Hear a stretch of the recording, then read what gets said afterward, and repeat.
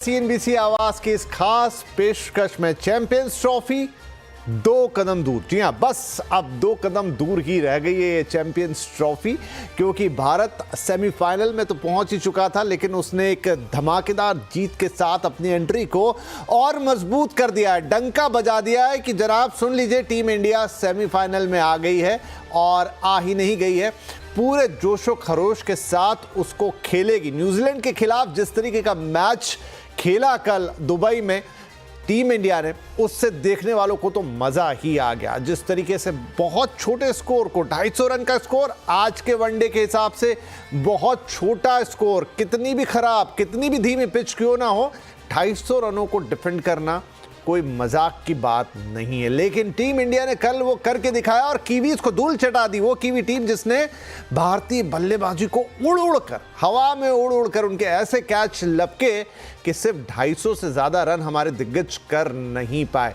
ध्यान दीजिएगा, ऐसा नहीं था कि खेलते तो रन ना बनते, लेकिन विकेट्स ऐसे चले गए, या कह लीजिए कई बार लगा थ्रो कर दिए, कई बार लगा बना दिए गए वो विकेट्स इतनी शानदार फील्डिंग के कारण कि टीम इंडिया 250 पर सिमट के रह गई। लेकिन उसके बाद जो हुआ है, उसके बाद जिस तरह से भारत की स्पिन गेंदबाजी ने कमाल दिखाया है, आहा, देखने वालों को मजा ही आ गया। और कल चाहे वो फिर वरुण चक्रवर्ती हो, चाहे वो कुलदीप हो, चाहे वो अक्षर हो, चाहे वो जडेजा हो, उन्होंने देखने वालों को खुश कर दिया और मैच भारत की झोली में डाल दिया।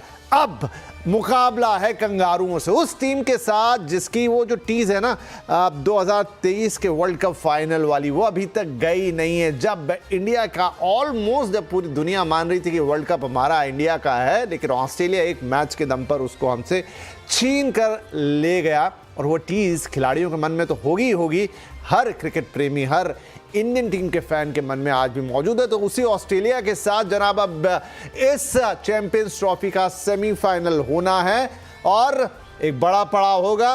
वो ऑस्ट्रेलिया की टीम तो भारी है, दिमाग पे भी भारी रहती है और बड़े टूर्नामेंट्स में बड़ा गेम खेलती है, भले ही उसके टॉप प्लेयर्स हों चाहे ना हों। तो इस बार भी ये टीम हमारे सामने है, तो पहला पड़ाव इसी को हरा के पार करना होगा। फिर उसके उस पार न्यूजीलैंड और साउथ अफ्रीका से जो भी मैच जीत कर आता है वो हमसे खेलेगा। लेकिन हाँ, सारे मुकाबले अगर टीम इंडिया को खेलने हैं, होने वाले दुबई में ही है। तो ये दुबई का स्टेडियम भारत के लिए एक होम ग्राउंड जैसा इस वक्त काम कर रहा है। बहरहाल तो कई सारी बातें हैं जो इस मैच से, इस मुकाबले से जुड़ी हैं, और वो सारी बातें हम करेंगे। हमारे साथ आज के इस कार्यक्रम में शामिल हो रहे हैं 2 खास मेहमान, खेल पत्रकार अयाज मेमन साहब और क्रिकेट एनालिस्ट चंद्रेश नारायण। आप दोनों का बहुत बहुत स्वागत है। तो अयाज साहब, बात तो हमें करनी है सेमीफाइनल की, ऑस्ट्रेलिया के मुकाबले की, लेकिन न्यूजीलैंड वाले मुकाबले की बात ना करें तो फिर मजा नहीं आएगा। कैसा लगा आपको मैच? क्या आपके लिए उसमें क्या एक सबसे बड़ा ऐसा पॉइंट रहा जिसको आपको बार बार आपके मन में आ रहा है? देखिए, मेरे ख्याल से जो कॉम्बिनेशन बनाया टीम का, जो सिलेक्शन हुआ वरुण चक्रवर्ती का, मेरे ख्याल से इंस्पायर्ड सिलेक्शन था। हालांकि वो स्क्वाड में थे, तो मैं स्क्वाड की भी बात करूंगा। सिलेक्टर्स की तारीफ करनी चाहिए कि 15 मेंबर के स्क्वाड में आपने 4-5 स्पिनर्स दे दिए। बहुत से लोगों ने आलोचना की थी, क्रिटिसाइज किया था कि ये तो बिल्कुल लॉपसाइडेड हो गया, बैलेंस कैसे जमेगा वरना वगैरह वगैरह, लेकिन वैसा हुआ नहीं। जो रीडिंग थी सिचुएशन की, पिच की, ओपोनेंट की, ये बिल्कुल सही साबित हुई और वरुण चक्रवर्ती ने खुद अपने आप को प्रूव किया कि ये कड़ी, it was a tough match. New Zealand जो है हल्की टीम नहीं है, और जिस तरह से उन्होंने गेंदबाजी की, मेरे ख्याल से वो मैच विनर साबित हुए।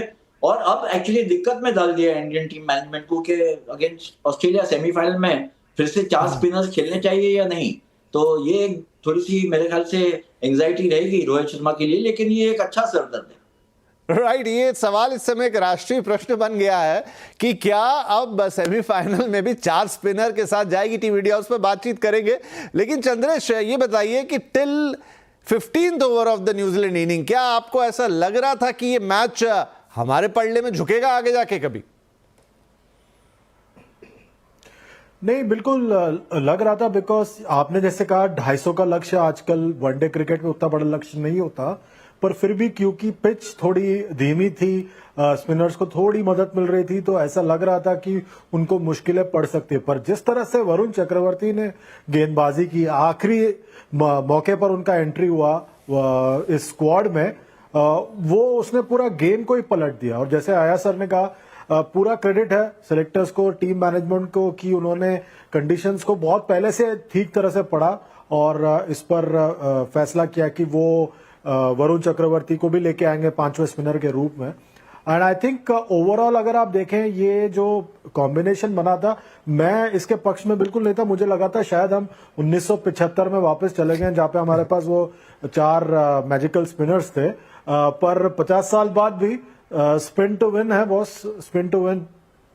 तो अयाज साहब, जैसा मैंने कहा कि राष्ट्रीय प्रश्न है, पूरा देश ये सवाल पूछ रहा है, या मतलब आप जहां लिखें, पढ़ें, टीवी देखें, यूट्यूब देखें, वेबसाइट पे जाएं, कि क्या हम अब सेमीफाइनल में भी 4 स्पिनर्स के साथ ही उतरेंगे, ऐसे ही कॉम्बिनेशन के साथ उतरेंगे? देखिए, एक मैच है जो हो सकता है कल आपने टॉस हारा तो भी आपको बैटिंग मिल गई, ड्यू नहीं आई, पिच एक समय के बाद धीरे धीरे ऐसी हो गई कि स्लो तो हो गई, टर्न भी मिलने लग गया, लेकिन क्या this is a single match thing, या अब ये बिल्कुल हमने सटीक चीजें की थी और उसके नतीजे मिले हैं, तो सेमीफाइनल में भी हमको लगभग ऐसी स्थिति देखने को मिलेगी? विपिन, इसके 2-3 पहलू है। एक तो ये देखें, एक विनिंग कॉम्बिनेशन की आप चेंज करना चाहेंगे, क्रूशियल ये नॉकआउट मैच है, यहाँ पर अगर आप जियो मरो या करो वाला सवाल उठता है, तो विनिंग कॉम्बिनेशन चेंज करना बहुत मुश्किल है। लेकिन 4 स्पिनर्स, उसमें से 3 left arm spinners against Australia, जिनके बल्लेबाज स्वीप करते हैं, रिवर्स स्वीप अच्छा खेलते हैं, न्यूजीलैंड के बैट्समैन कल कर नहीं पाए वो, तो क्या अगेंस्ट ऑस्ट्रेलिया ये टैक्टिक चलेगी, सवाल खड़ा होता है। दूसरी बात ये है कि एडवांटेज इसलिए भी है इंडिया को क्योंकि ऑस्ट्रेलिया अब तक दुबई में खेली नहीं है, वो मैचेस जो खेली है वो पाकिस्तान में थी, और वहां पर भी एक ही कंप्लीट मैच खेला है अगेंस्ट इंग्लैंड। साउथ अफ्रीका के खिलाफ तो बारिश ने वो मैच होने ही नहीं दिया, और अफगानिस्तान के खिलाफ बारिश ने आके वो मैच उसको हाफवे में खत्म कर दिया।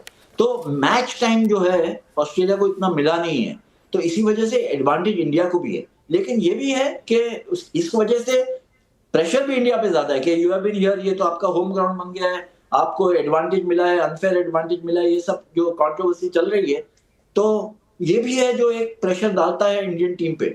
मुझे लगता है कि ऑस्ट्रेलिया से जो बड़ा खतरा है उनके बल्लेबाजों से, बॉलिंग में तो जैसे हमने देखा है कि उनके पेस अटैक, जो पेस ट्रायो है स्टार्क, कमिंस और जॉस हेजलवुड, वो नहीं है, तो उससे बहुत रिलीफ मिलती है सामने वाली टीम्स को। लेकिन उनके पास बल्लेबाज अच्छे हैं, ट्रेविस हेड, स्टीव स्मिथ, और जो 3 बल्लेबाज जो परेशान कर सकते हैं इंडिया को, जो मैं मानता हूं, वो है ग्लेन मैक्सवेल, जॉश इंग्लिश और एलेक्स केरी, जो तीनों इनोवेटिव बैट्समैन है, इंप्रोवाइज बहुत करते हैं, और लास्ट 10 ओवर अगर वो खेलते हैं तो they are capable of making 80-90 runs.